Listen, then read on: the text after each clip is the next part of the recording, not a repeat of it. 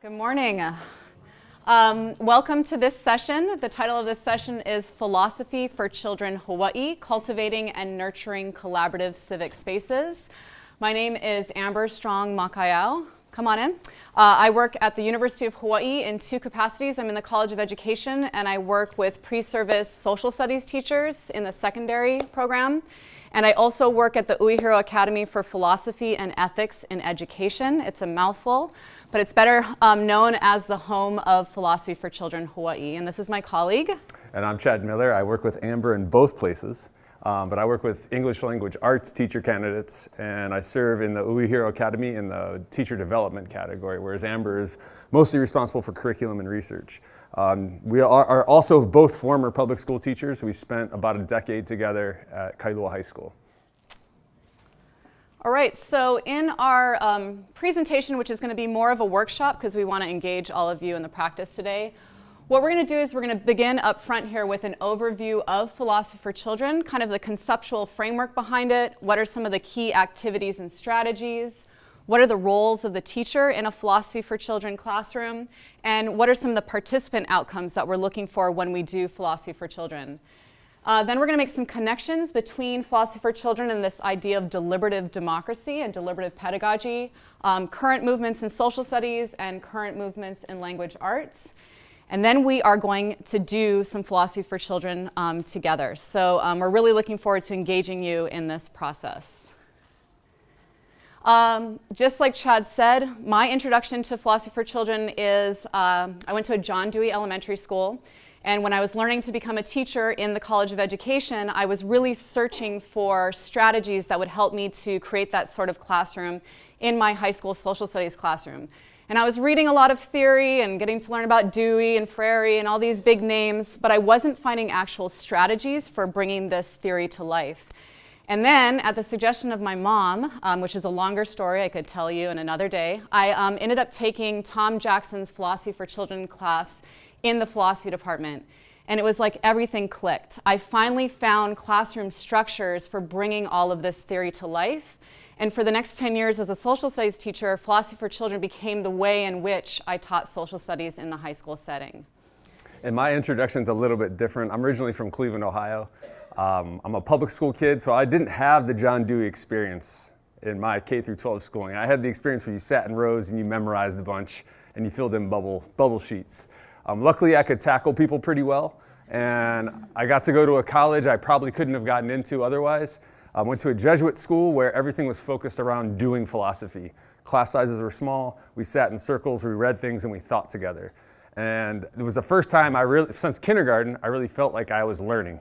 And I became a philosophy major because I just wanted to wonder about these things that I've been wondering about my entire life with my peers and read about what people in the past have written about it.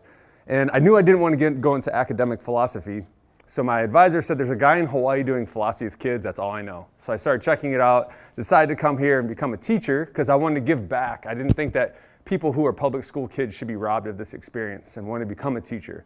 But the first day I stepped foot on Kailua High School as a teacher candidate, I met Amber, and then I ended up meeting Dr. Jackson after that. So needless to say, the rest is history.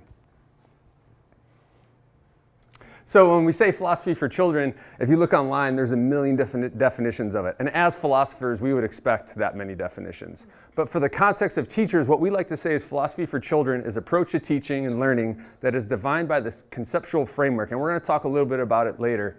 But it's essentially around community, inquiry, philosophy, and reflection. And what also we provide teachers is a set of classroom activities to help make those things appear in your classroom. So conceptually, as Chad said, Philosophy for Children is broken down into four main pillars. We focus on building community. We focus on learner-centered inquiry, the activity of philosophy, and reflection. And there's a host of theorists and researchers behind all of this body of work, which many of you are probably familiar with. But when we talk about community, we're talking about things like social constructivism with Lev Vygotsky. The founder of Philosophy for Children talked about creating communities of inquiry.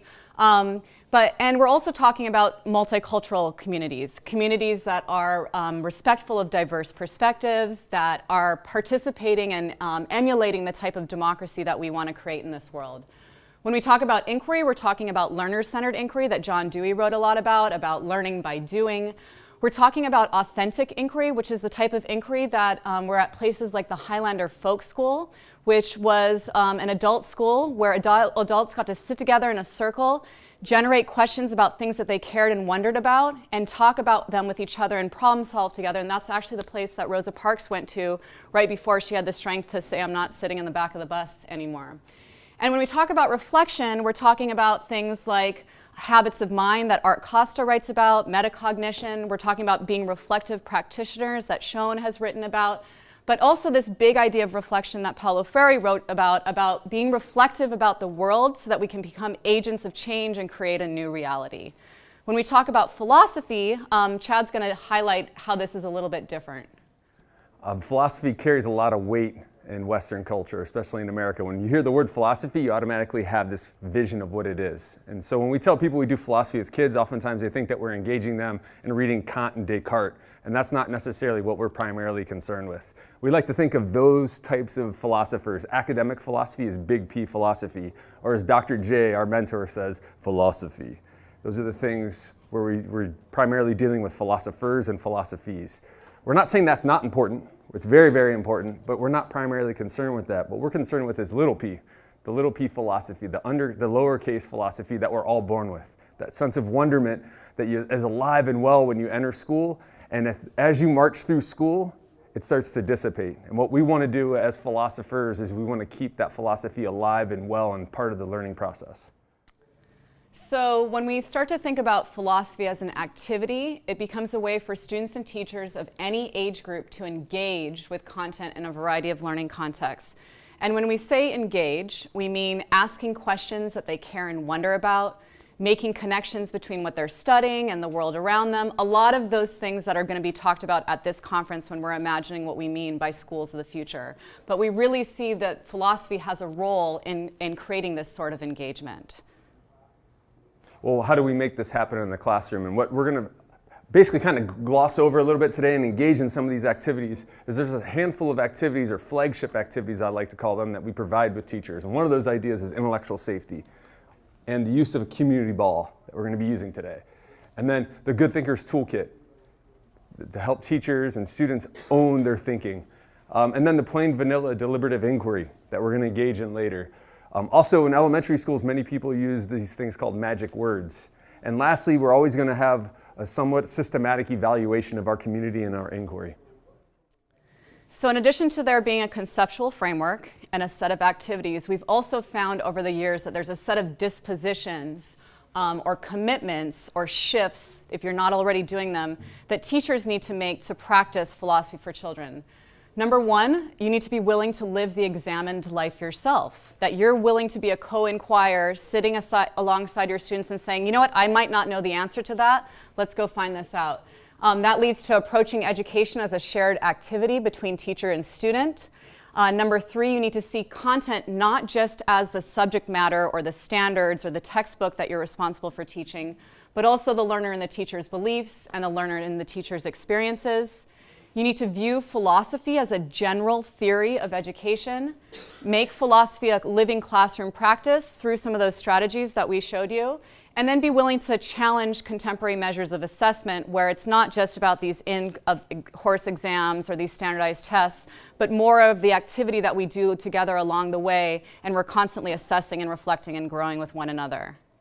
And after years of research and reflection, we've realized that there's a set of outcomes that people can expect when you implement philosophy for children in your classroom. One of those things is good judgment. We begin to start making better decisions. Also, this idea of becoming an ethical community member. We also begin to engage in philosophical reflection, not just reflection, but philosophical reflection. And we begin to be empathetic towards other people, especially other perspectives that are different than our own. Also, we begin to find learning joyous. And lastly, it becomes a transformative experience. It begins to change the person I am, not just the student I am, but the very person that I am. And when we look at these outcomes, we're not only seeing them as the outcomes of philosophy for children, but we're looking really at them as, wouldn't this be the types of things that people need to engage in a deliberative democracy? And this is why we're starting to look at philosophy for children as a deliberative pedagogy. Deliberative pedagogy is a relatively new term that's coming out of some work at the Kettering Foundation. It incorporates deliberative decision-making with teaching and learning across the curriculum. The primary goal isn't civic education per se, but for students to develop commitment, knowledge, and skills necessary for creating and maintaining equitable, diverse, and democratic spaces, whether it be in the local community, the workplace, the nation, or world. So this is not your traditional civics of learning the 3 branches of government and learning the process of how government works. It's actually modeling ideal democracy in the very structures and the way that you interact with one another in the classroom. And if any of you are familiar with this document, this is the C3 framework. This is the new national movement in social studies that's now framing social studies in this country, and a number of states are using this document to rewrite their state social studies standards. Hawaii is one of them.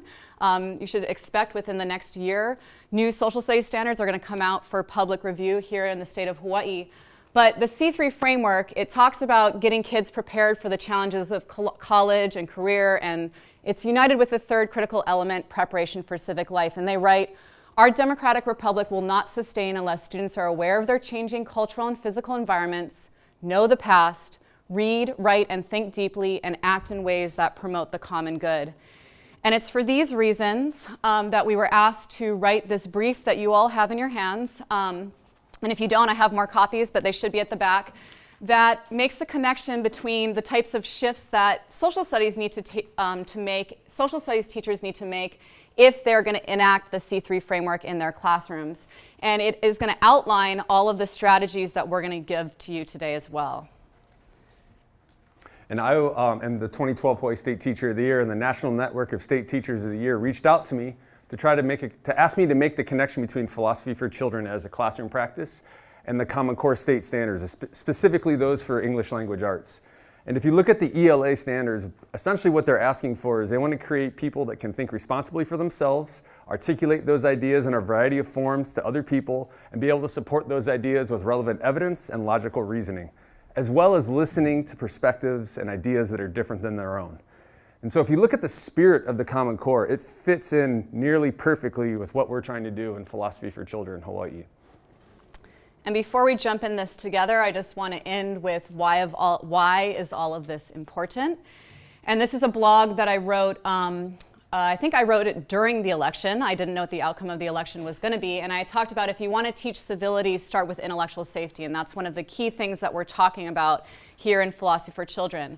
But in this blog I wrote, as educators, we're in the privileged position of creating opportunities for our students to experience democratic life as it could be, instead of simply recreating democratic life as it is. And the belief is if they can experience this way in which people care about one another, can think with one another through tough issues and problems of democracy, then they know it's possible. And when they get out into the world and they're having to wrestle with these issues or in tough work situations, instead of thinking like that it's never going to be possible for us to do this, they can draw from that experience that they had in the classroom and say, I know this is possible, and I'm going to strive towards that and create a new reality. And that's really what we're aiming to do with Philosophy for Children. So that's a fast forward background to what we're going to do today, and we're going to get to it. So we're going to do it ourselves. And before we get started, though, we want to make sure, since we're talking about our own questions and ideas, well, we can't see it here, but we need to identify this idea of intellectual safety.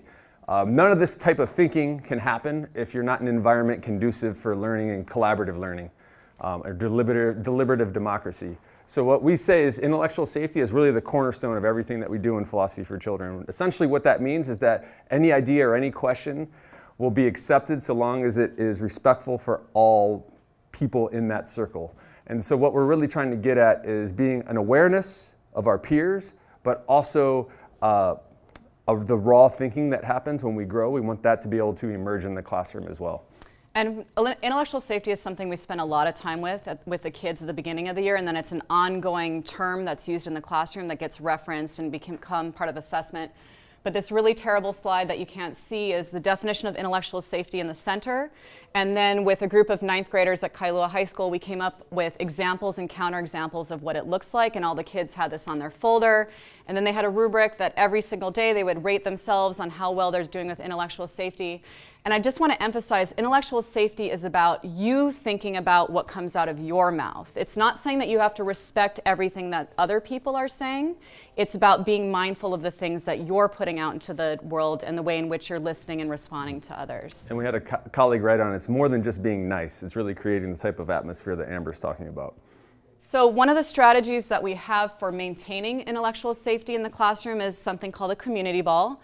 This is also made by students and teachers on one of the first days of school. They sit in a circle. The teacher generates some questions that help the students get to know more about one another and also introduces them to the complexity of the content that they're going to be studying in the class.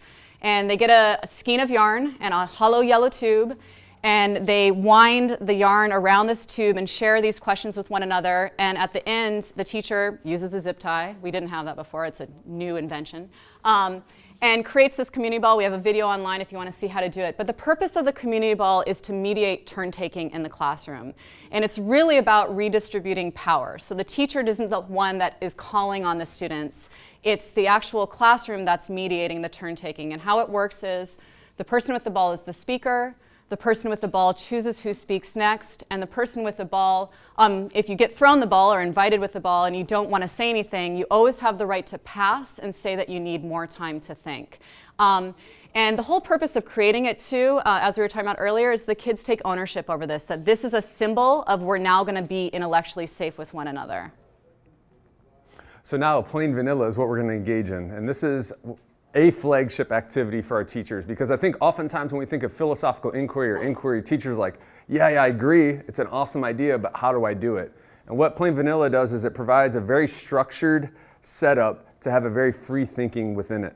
So the very first thing you do in plain vanilla is you read something, or what we mean by is you're exposed to some sort of stimulus. As an English teacher, oftentimes it is a reading, or a video, or a piece of artwork. The next thing that everybody does is you formulate a question. And this question isn't the type of question that you'd find at the end of a book chapter. It's actually something, as you read this or you engage with this, what does this make you wonder about? We like to call them philosophical questions, or my elementary school colleagues call them juicy wonderings. They're things that you really want to figure out with your peers. And then the next thing that we do is we vote.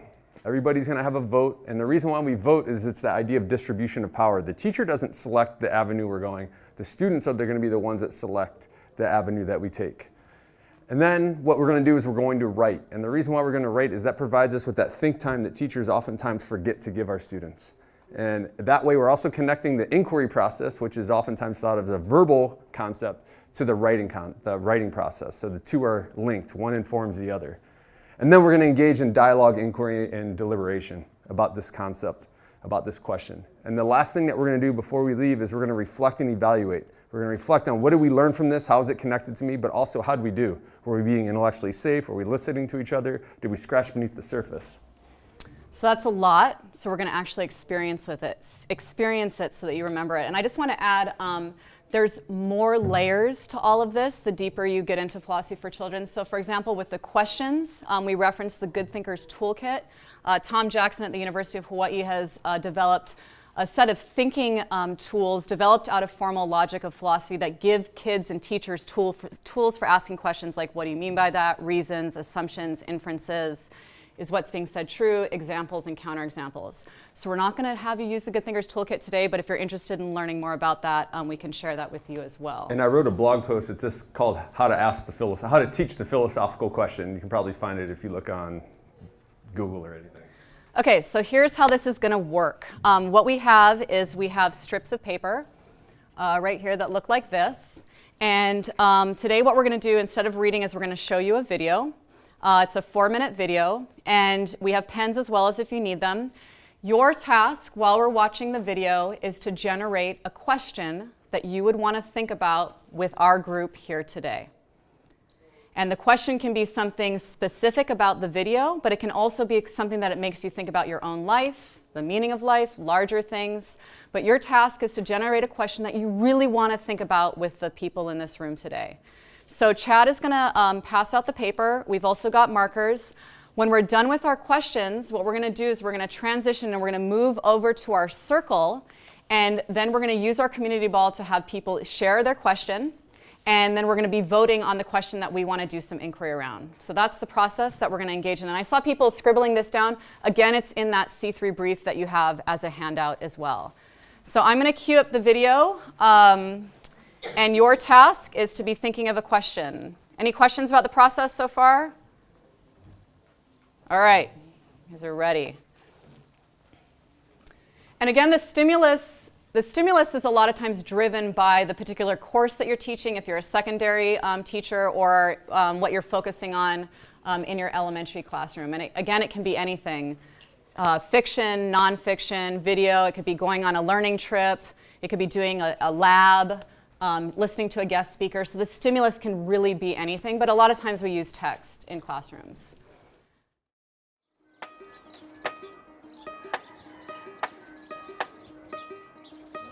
This is my home. I chose this place.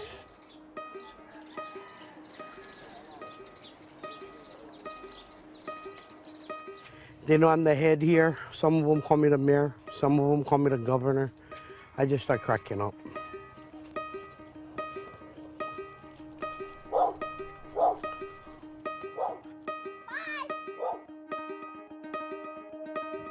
I love our community.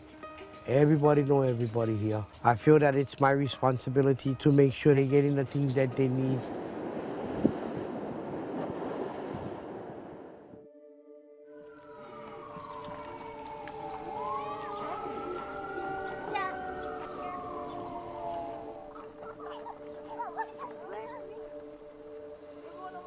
When we start to accept that it's okay for people to live out of doors, to live in encampment, it really distracts us from the ultimate goal, which is trying to get people into stable long-term housing. No doubt there's a homeless problem. More homeless than ever before. The homeless are just laying in the sidewalks everywhere. That presents a problem for both government and businesses. You know, you have a lot of people visiting from around the world. If something isn't done sooner, it could drive people away. Yet another homeless camp finds itself with hundreds of occupants. Local officials have conducted periodic sweeps.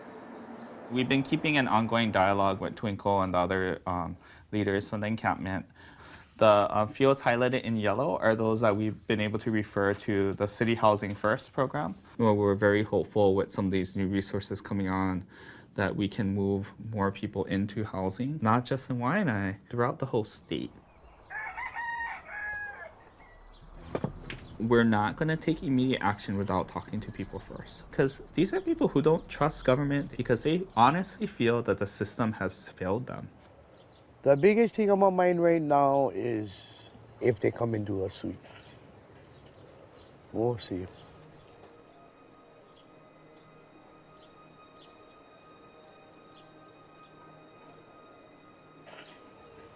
There's some concerns that we do have here. Number one, we've been having a lot of stealing going on.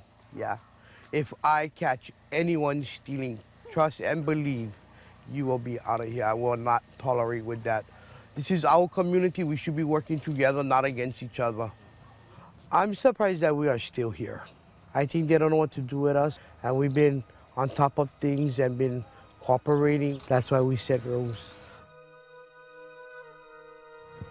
Mele, you home? You have a mandatory meeting.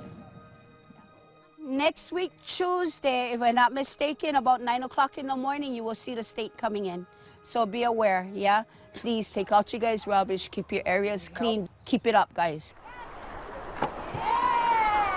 The best part of my job, my kids. Knowing that they're happy, they're satisfied, and they're okay. I lost my twins, yeah. So with me having the kids here, I believe they feel the gap that I lost. They are me, and they make me. There are plenty of encampments that I go to that no one's the boss, no one's the leader. It's man for himself. And those ones are really dangerous. Hello. In order for us to really solve this crisis, we have to realize that from homelessness to affordable housing, the gap is way too big. Where else are they supposed to go? How's you guys going swimming without me? How are you guys? It's actually typical in Polynesia to have communal living. So I'm a huge proponent that if they were gonna come up with a solution, it gotta come from these people. Come on, babe.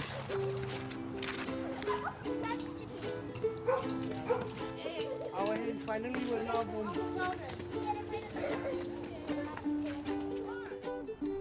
I believe that we are the solution, you know, to the problem that it is happening out here in the Hawaiian Islands about being homeless. The sad part about it is our own people that lives here, our own culture that is homeless in our own home. Everybody's American dream would be like a 2-story house, a castle. My dream is to just be left alone.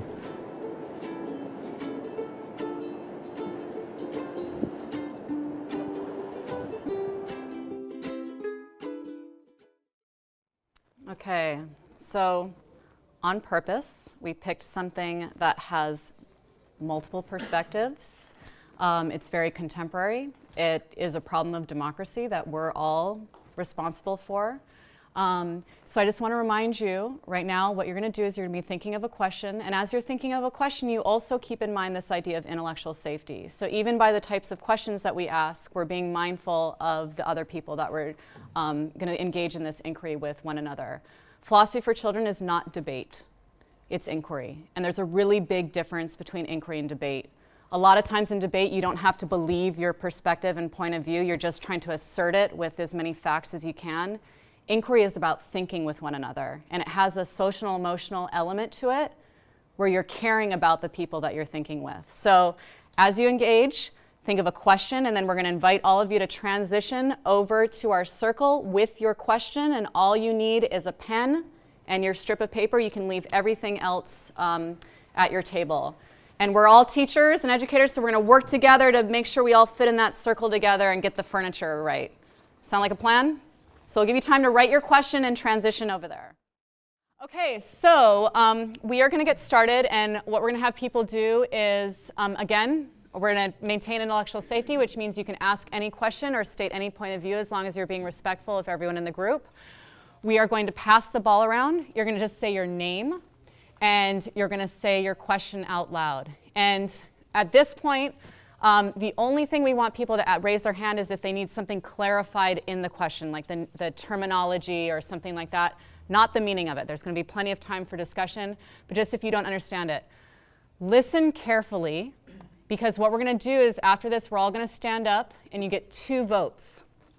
And with your pen, you're going to go, when you're pal with your question, you're going to lay it down in front of you, and we're all going to stand up and go put our marks on either the 2 questions that we want to talk about, or we can put both of our marks on one question if we really want to talk about that one. This can be done in lots of different ways. A lot of times we write it up on the board, or we have kids have whiteboards, but for the sake of our large group today, this is how we're going to do it. Okay, everybody got it? Everybody got it? Okay, would you like to start us off? Sure, but can I ask a question first? Yes. So with the intellectual safety, I'm just wondering if something has gone before this to establish like inclusion and all of that, so you're not just starting by asking a question that's gonna... This is a abbreviated version, and yes, we would work on an intellectual safety, we'd make the community ball, there's so many other layers. We just want to be able to model this process for you today. Okay, so our name and our question? Name and your question. Okay. So Rebecca, and how would Twinkle's success be duplicated? Would a government bureaucracy have to be developed? And what about enforcement? Great. Really like this ball. I was looking for the hat to the game I'm using. Aloha, my name is Chris, and my question is, how can we ensure that everyone in our community has a safe place they can call home? And Mary Beth, my question is, what's holding the state back from creating camps? I'm Lisa. My question is there a way to make being homeless acceptable? I'm Kelly. How can we establish other communities with similar democratic principles, respect, unity, and values? Hello, I'm Brandon. As an educator and a contributing member of society, how do I best approach the issue of homeless children and the impact homelessness has on their lives? I am Julia, and my question is if this one community can thrive and respect one another, why can't our own leaders effectively instill that with our state, nation, etc.? I'm Keith. Is it fair to allow people to live on state land for free? Hi, I'm Lisa. How do we help more people develop empathy rather than judgment of the homeless? Hi, I'm Ingrid. I wrote, what supports are needed to fund leased lands? I'm Allison.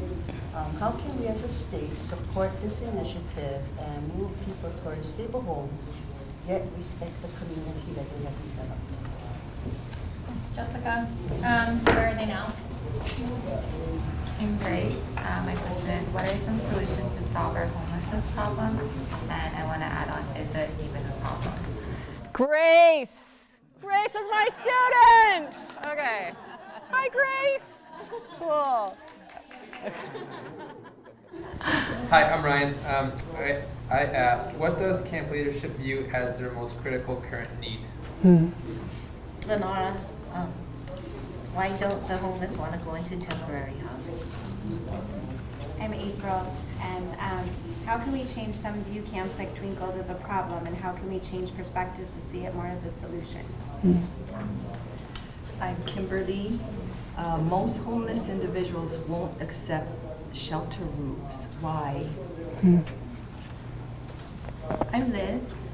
The homeless encampment is a good model of a community that works for its members. But what will happen when a Twinkle is no longer there? I'm Tiff. What can our students do to help or be involved? Jamie, what are some of the top solutions being discussed right now between state and communities such as the one showcased? Shauna, why does Hawaii have the highest rate of homeless? Is it weather, cost of living? Hi, I'm Coral. How can we create a world where the people that are affected make more of the decision? Hi, I'm Katie. How can we apply what other cities, states, or countries are doing with success in Hawaii? Hi, I'm Emily. Put yourself in Twinkle's position. How would you run the camp? I'm Annie. What makes a community successful and acceptable? I'm Jana. How has Twinkle's leadership prevented a state sweep? I'm James. How do people find the right community to join where they will belong and fit in? I'm Wendy. What kind of schooling do the homeless children receive?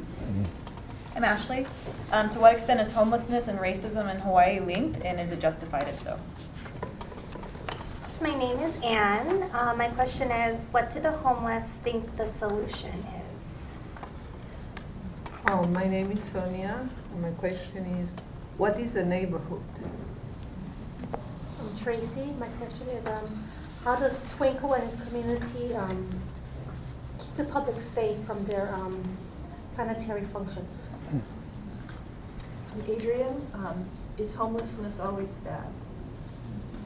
My name is Laurel. My question is, why are they so happy if they're homeless? I'm Sherry, and my question is, I'm wondering if people see this video, their perspective on the homeless would change.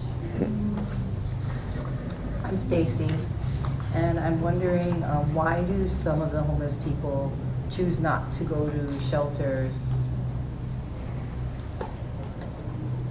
My name is Junko, and my question is, do houseless people want anyone to help?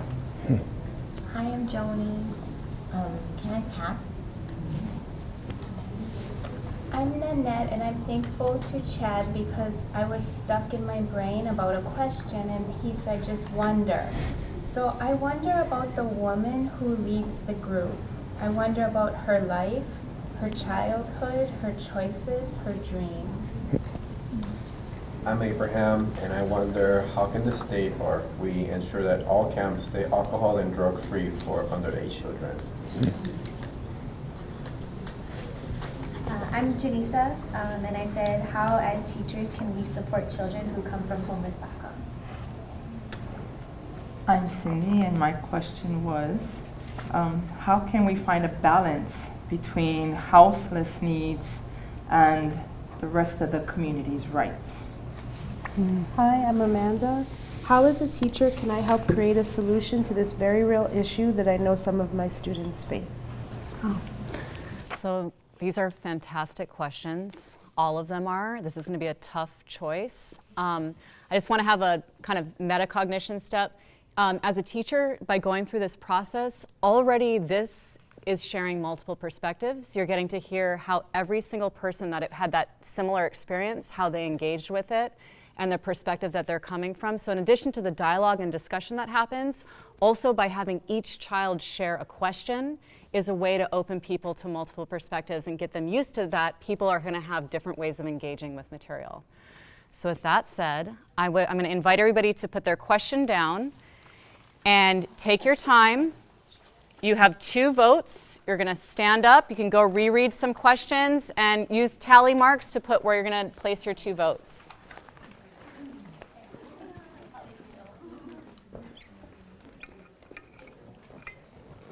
How many is this? Wait. Okay, did everybody get a chance to vote? I believe the most votes are here with 7. Does anybody have one with more than 7? Okay, is this yours? Oh, yeah. Keith? All right. Oh, you have more than 7? 11. Sorry, Keith. I just like got your heart rate up, man, and then. Okay, so 11, and tell me your name again. Cindy. Cindy. Okay, so Cindy's question is, how can we find a balance between their needs, the houseless, and other people's rights? So Chad's going to introduce how we get this started. And normally we'd have kids write, but just for the sake of time today, we're going to get started. But I'm going to read it one more time. How can we find a balance between their needs and other people's rights? So take this moment and imagine that you were writing and craft your initial response to that question. So we're providing some think time so everybody in the circle has already thought about this question, so you're not getting caught off guard. Again, it's how can we find a balance between their needs and other people's rights? And so after we provide people or our students with time to provide that initial thought, the person whose question got voted starts us off. And they can tell us just a little bit about the background, where that came from, and provide the first possible answer. And then what happens is hands go up, and we really just try to start digging and trying to get as far into the deep end of the pool, as our students like to think, as possible. The goal isn't necessarily to come up with the answer, it's to explore many answers. And oftentimes, my high school students would say that the purpose is to get confused. That's really what we're trying to get.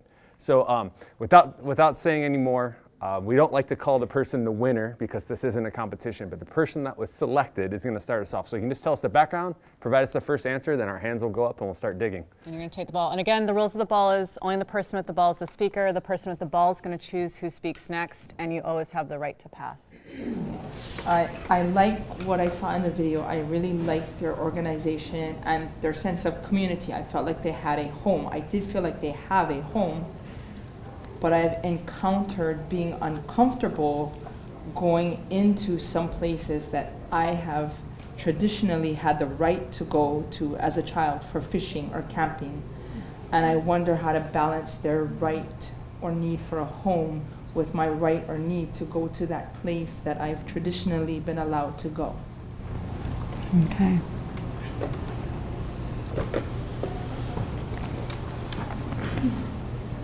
So thank you for that. I really like what you said about their right and your right, because I think with the question, why I didn't mark it was because I think both groups, everybody has rights and everybody has needs.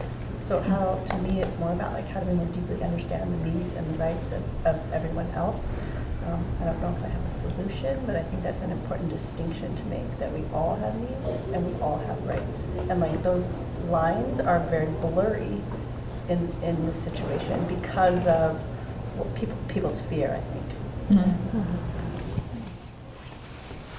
So it seems like it comes back to the question maybe of empathy, where people are more willing to give up a right or be less concrete about a right if it can yield something for other people that are in need or in greater need. So maybe you're more willing to give up and yield with empathy, with an understanding. When I think of this question, I think of that illustration with the kids at the baseball game and what's equal and what's fair. And so you have the same level boxes, but the kid who's shorter is on the same box as the taller kid, and he cannot see. And then there's a second cartoon where you give him what he needs or what's fair for him. And he has a little higher box, but now he's at the same level and he can see exactly what everybody else is seeing. So do we start with them? What are their needs? What do they need to survive and thrive first? And then bring in the community, I don't know, and see. It's hard to make that balance, right? Because you do have to give them what they need to survive as humans. And is it that they're choosing not to go forward and find other living, or is it dangerous in another situation? Is this the most safe place for them, right? And then finding the balance to the second. So I guess I don't really have an answer either, but just another way of, I guess, looking and thinking about it. I have a clarifying question. So we're talking about needs and rights. And it was kind of assumed that everybody has a right, but I'm wondering if that's true. Do we really practice that everybody has the same rights?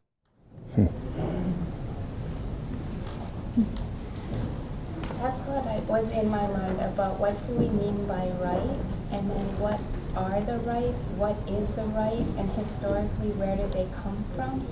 And I just read the book, and then there were none 2 days ago, and so I'm wondering if culturally living on the land, sustainable community, they are living the right as they see it in their way of being.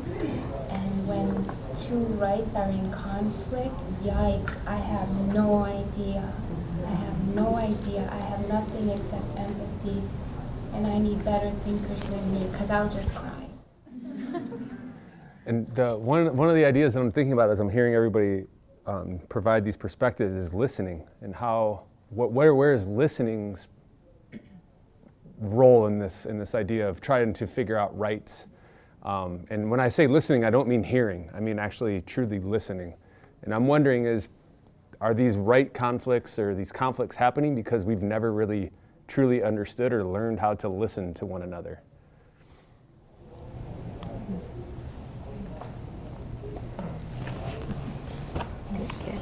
I like to look back historically and look at the Aina and how it was held by old Hawaiian system, Ahupua'a system, and then look at how it is today. And do we have the right to have ownership of land?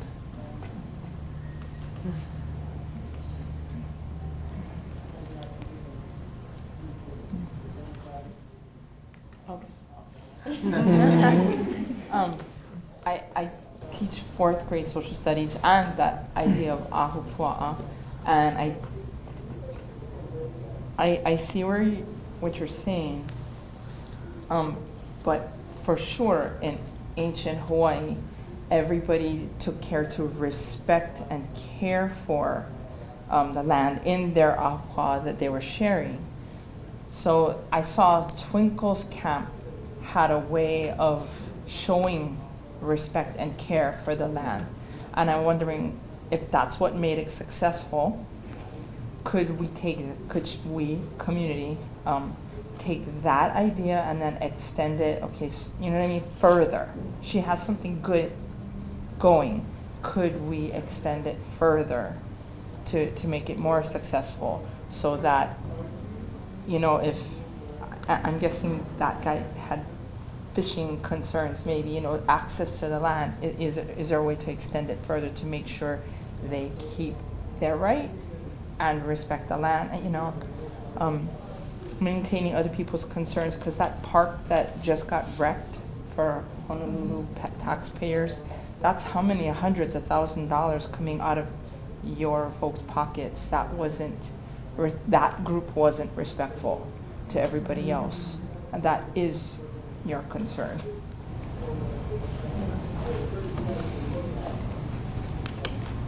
So the video made me realize that, of course, I felt empathetic to this particular leader and this camp.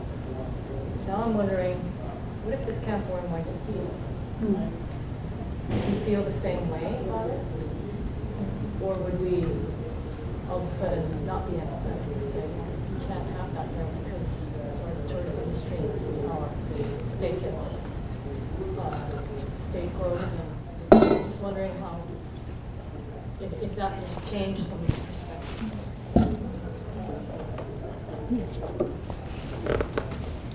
Nice. So my empathy goes out towards the kids in the video, and mainly because of the needs, the individual needs of the campers or the homeless as they're labeled.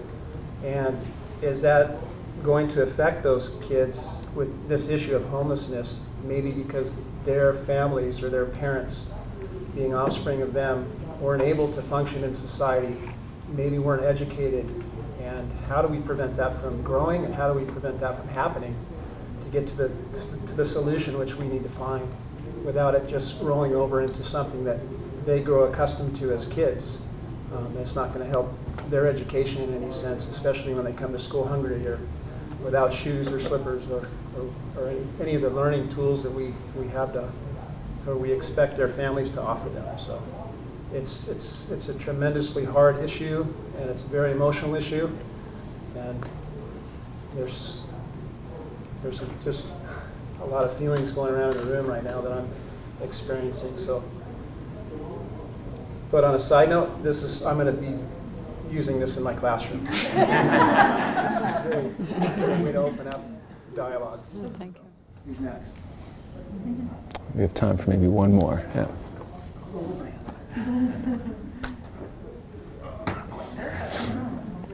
In the other sense, I think I see that the kids were happy. They were going to the beach. They were with their families. So I didn't feel depressed in this particular camp. In others, maybe. I have encountered some homeless kids, and there's different experiences. So it's really case by case. And when you talk about education, I saw education there. She's teaching them leadership. The women are there taking the leadership, probably because they're stronger. They have a communal living. Sorry. I don't know the other issues, of course, like drugs and other stuff, but some of the kids I encountered were not necessarily sad to be in those conditions. So I don't think when we say we educate those kids, they're already being educated by their own parents on their own ways, because most of them are Hawaiians in that particular camp, or Pacific Islanders. And so I don't know what to say. That I think that came to my question about the neighborhood. I saw a neighborhood. I saw a neighborhood that was working, that had a structure, that had rules, and that really thought about the kids. She thought mostly about the kids, that's what she said. So I saw Kupuna as somebody who is a model. I don't have anything else to say about that, because it's not just my way of living. So, okay. I just, can I? Oh, sure. Can I? Yeah. I love that you see the positiveness in that, and I think that's a very important thing to do in any situation, any issue. You picked out what was positive in those aspects, and I truly agree with those things you say. And I have a tendency to look more at what we need to do to prepare, and what we need to offer our kids, what they need as far as tools and ability and education. So I didn't by any means say that they were being neglected to the point where they weren't learning. I understand you almost have to if you're evolving in any situation. Kids are going to learn to survive. So don't think that I was just being derogatory and just negative. I just wonder if we can give more. And then obviously the solution, they might feel they're comfortable. Those children might feel. But we all know, as we all sit here, the advantages of knowing more. And can we provide more knowledge to them? And are they getting, not culturally and that in a specific environment, the knowledge that they need to know, but what else can we offer them as well? And those are the things that, and I'm not so much emphasizing the adults in the camps. I mean the kids, the young kids. Okay. So, ring. The bell's going to ring. So I'm going to have, Chad's going to close us out, because this is truly what happens in a classroom, right? The bell does ring. We go on to wherever we're going next. But it's also modeled that people are engaged and they want to keep talking about this. And this is just a small poo-poo of what this might feel like in your class. And the reason why we want to do it with a large group is oftentimes people think like, oh, you can do that with like 15 kids. Like, no, we can do it with 100 people if we had to. And so we're going to do two things before we leave. The first thing we're going to do is we want to evaluate how we did. I'm going to ask 2 questions, and I want to show your thumbs. This is like totally awesome. Wow, we have a lot of room to grow. And so the first question is going to be about the community. Was it intellectually safe in here today? Okay, my second question is going to be about the inquiry. Did we start to scratch beneath the surface of our question? Did we dig deep? Okay, and the last thing I'm going to do is, this is more of a personal connection. I want you to think about one idea, thought, or question that you now have based on our time together in this circle. So one thought, idea, or question that you now have, and put it in Twitter form, 140 characters or less. And I want you to turn to the person next to you and say your idea that you're leaving with, and then listen to theirs. And the reason why we're asking you to do this is because you're taking ownership of what you learned today. If we leave without having done this, who knows what we learned? That was like, oh, that was cool, but I want to know, what is it that you learned? You're taking ownership of this process. Go. No, just whoever. I guess Okay, unfortunately, we are out of time. Or as a magic word that Dr. J uses, oot, out of time. So thank you very much for coming to our session. I hope that you're taking away something that you can implement into your classroom tomorrow. If you want to learn more about our work, you can go to our website, p4chawaii.org. And there's plenty of spaces on there. Amber's done extensive writing, so you can find everything that she's referenced if you just do a quick Google search. And I have a card up front if anybody wants a link to the video or a copy of our PowerPoint for today. But again, we hope to hear from you. We offer classes at the University of Hawaii, professional development classes. You can come and get a certificate from the College of Ed in Philosophy for Children. What else am I forgetting? Visits to model schools. We have model schools where the whole school has adopted this, and it's helped to change the culture of the entire school. So we have some of our model schools here, and we arrange visits for teachers to go and see it in their classroom. So please don't hesitate to reach out. I know I think we're already past our time. So have a great rest of your conference.